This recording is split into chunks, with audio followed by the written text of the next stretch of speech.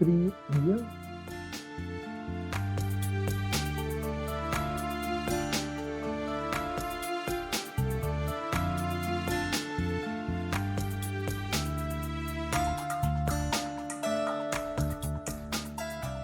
आनंद अरे काय करतोस तू?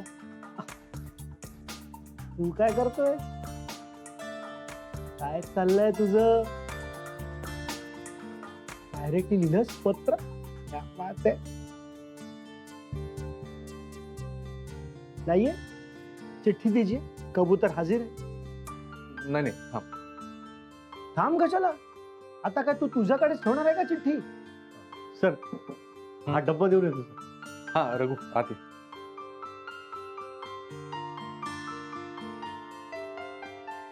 डबा उघड. डबा धुतलाय मी सर. उघड डबा.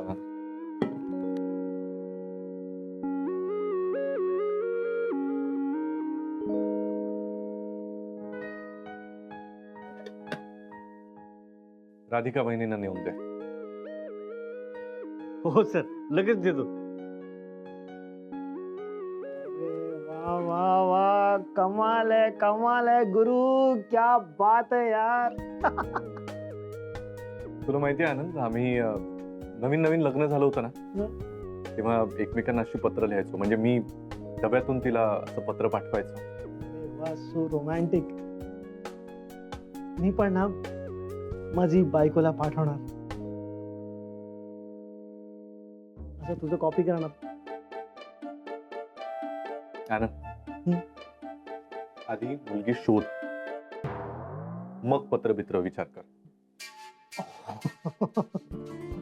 पण एक वेगळीच मजा असते ना यामध्ये. हे सगळं मिस करत होतास खरं सांग. पण नेव्हर माइंड, आता काहीही मिस करायचं नाही. हे कंटिन्यू कर, व्यवस्थित छान चाललंय सगळं. हाँ और मुझे तो ना बड़ी खुशी हो रही है यार. मुझे इस बात का विश्वास भी हो गया कि अब तू शनाया को पूरी तरह से भूल गया है और अब कुछ भी गलत नहीं हो सकता. आता मीच काही चुकीचं होऊ देणार नाही.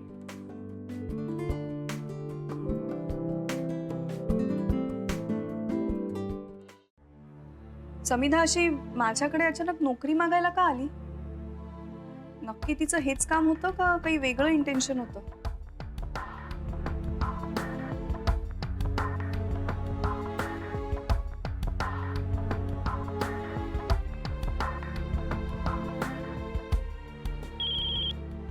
हाँ बोल गई होती.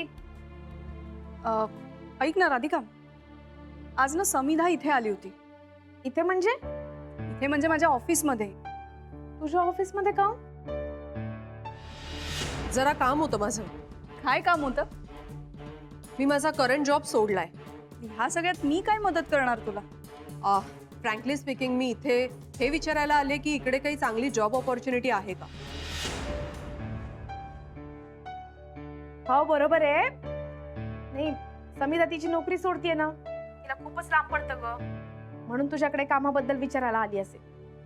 नाही माझ्याकडे पण बोलली आहे ती. ओ आय सी. म्हणजे एवढंच काम होतं ना तिचं? हो ना. नाही असं का विचारत राहिली? अगं समिधाचा स्वभाव माहितीये ना तुला. तिचं इकडे येण्याचं कारण कळत नव्हतं ना, म्हणून विचारलं तुला. नाही ग, एवढंच कारण असेल. खरंच तिला कामाची गरज आहे. तुझ्याकडे असेल तर नक्की सांग. हो सांगेल. चल ठेवू फोन. हा बाय. होय.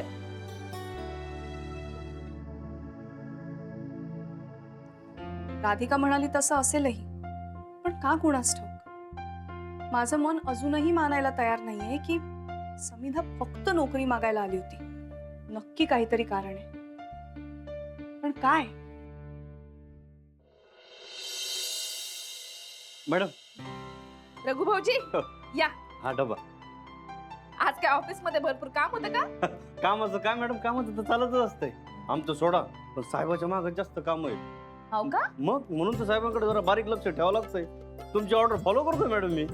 रघु भाऊजी तुम्ही आत ना, मग मला काहीच काळजी नाही. बरं साहेबांचा निरोप होता, काय? डबा उघडून पहा म्हणजे. का?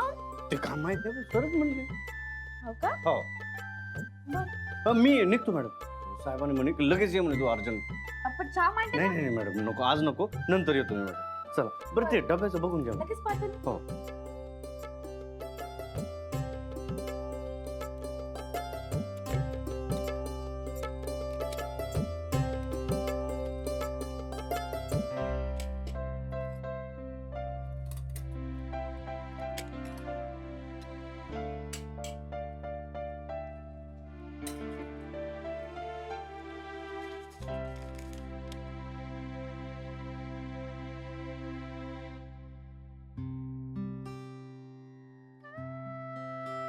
प्रिय राधा,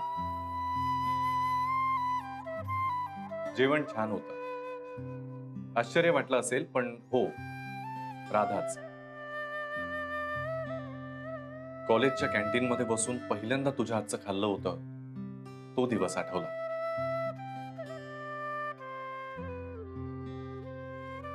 नंतर तुला राधिका म्हणू लागलो आणि नंतर तर काहीही, पिंडो, पावळट.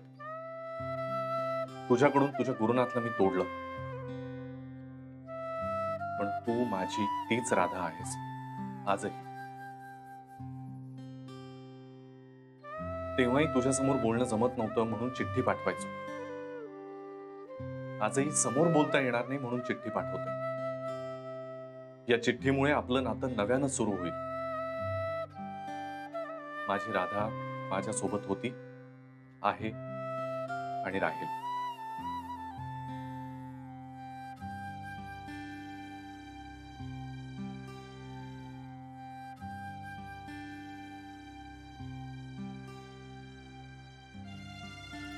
अगं रडतीस कशाला? काय झालं? कोण आलं होतं? कोण आलं होतं? रघु भाऊजी. मग गुरुनाथनी डबा खाल्ला नाही का? नानीजी पहा ना, सगळा डबा संपवलाय आणि हे पण पाठवलंय. काय हो बाई, पत्र लिहिलंय तुला?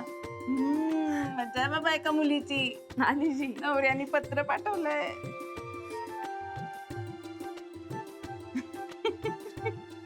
किती छान लिहिलंय ग. आणि तू काय कॉलेजमध्ये असताना तुला राधा म्हणायचा?